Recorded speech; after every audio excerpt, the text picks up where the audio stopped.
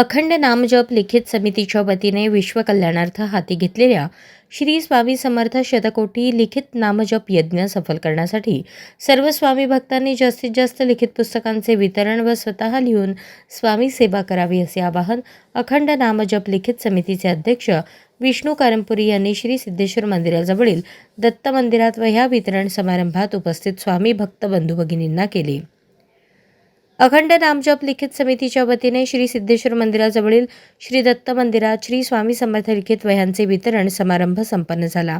यावेळी सर्व स्वामी भक्तांना लिखित नामजपाचे महत्त्व आणि उद्देश कारंपुरी महाराज यांनी सांगून या यज्ञात सामील झालेल्या सर्व स्वामी भक्तांना श्री स्वामी समर्थ महाराज हे जीवन सुख समृद्धीचे होण्यासाठी आशीर्वाद मिळणार आहेत, त्यामुळे आपण आणि आपल्या मित्रपरिवाराने सगळ्यांनी सामील व्हावे असे सांगितले। यावेळी मंदिराचे प्रमुख सेवक डॉक्टर श्रद्धा पडसलगीकर यांच्यासह समितीचे प्रसाद जगताप गुरुनाथ कोळी यांच्या सहभागात भक्त बंधू भगिनी उपस्थित होते।